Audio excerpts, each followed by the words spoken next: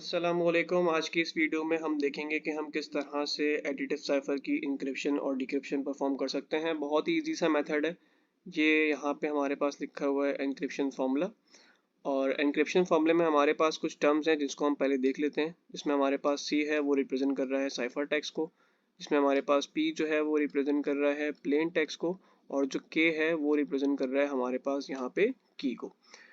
तो और यहाँ पे जो मोड 26 लिखा हुआ है वो 26 जो है बेसिकली वो ए से लेके जेड तक के नंबर्स की रिप्रेजेंटेशन है।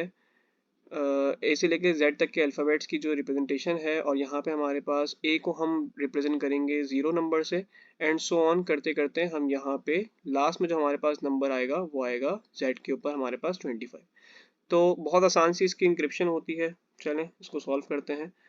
तो सॉल्यूशन हमारे पास इस तरह से हमें परफॉर्म करना है। हमारे पास जो प्लेन टेक्स्ट दिया हुआ है वो दिया हुआ है हमें हेलो, ठीक है। तो हमें सबसे पहले करना क्या है, इस पूरे लेटर को हमें अलग अलग करके अल्फ़ाबेट्स में ब्रेक कर लेना है। जैसे हमारे पास HELLO, इसको हमने थोड़ा डिस्टेंस पे लिख लिया है।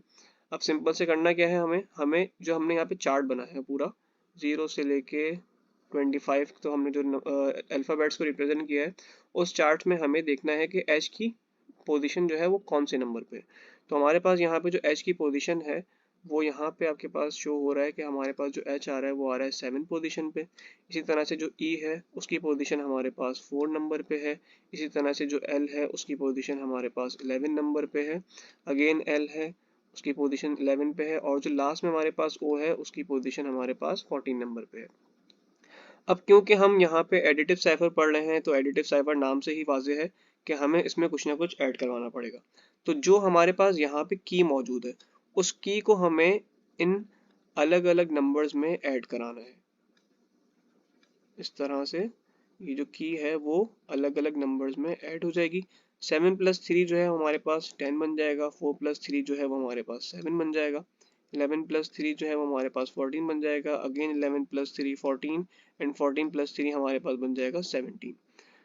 तो ये हमारे पास टोटल उसका रिजल्ट आ गया। अब आपने सिंपली करना क्या है, अब जो हमारे पास नंबर्स को ऐड करने के बाद जो नंबर्स हमारे पास आए हैं उनको आप देखें, और उनकी पोजीशंस पे जो भी यहाँ पे अल्फ़ाबेट्स आपको शो हो रहे हैं उनकी पोजीशन पे वो अल्फ़ाबेट्स आप सिंपली वहाँ पे लिख दें। अब जैसे यहाँ पे हमारे पास 10 है तो 10 पोजीशन पे हमारे पास जो पहला अल्फ़ाबेट है वो है के। इसी तरह से जो नेक्स्ट पोजीशन है 7, उस पे हमारे पास जो अल्फ़ाबेट है वो है एच।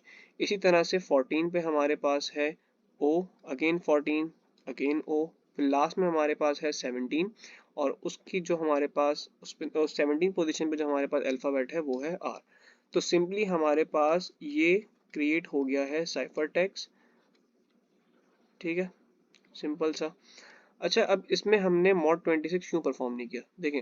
अब हमारे पास जो भी आंसर आ रहा था वो अंडर 26 ही आ रहा था। अब लेट सपोज जैसे यहाँ पे मेरा बना मेरे पास 10, तो मैंने यहाँ पे निकालना था पहले 10 मॉड 26। तो 10 mod 26 जो है वो मेरे पास उसका आंसर 10 ही आएगा। क्यों? क्योंकि मेरे पास जो 10 है वो 26 से छोटा है। मॉड निकालने का तरीका वैसे अगर नॉर्मली हम देखें तो इस तरह का मेथड होता है मॉड निकालने का। मॉड के बाद जो वैल्यू लिखी हुई होती है उसको हम रखते हैं बाहर, और जो मॉड से पहले वैल्यू होती है उसको हम रखते हैं अंदर। तो 26 के टेबल में 10 तो आता ही नहीं, तो हम सिंपली क्या करेंगे, 26 को 0 से मल्टीप्लाई करा देंगे, और हमारे पास जो रिमाइंडर है वो क्या बच जाएगा, 10। तो इसी तरह से हमारे पास जो इसका आंसर आया वो हमारे पास क्या आया, 10। इसी तरह से हमारे पास जितने भी सारे नंबर लिखे हुए हैं नीचे 7, 14, 14, 17, ये सारे हमारे पास नंबर 26 से लेस देन है। तो इसी वजह से हमें इसकी मॉड निकालने की ज़रूरत ही नहीं पड़ी। हमने डायरेक्ट उनके अल्फ़ाबेट्स के अकॉर्डिंग और उनके नंबर्स के अकॉर्डिंग उनके अल्फ़ाबेट्स पिक किए, और इसको हमने कन्वर्ट कर लिया साइफर टेक्स्ट में।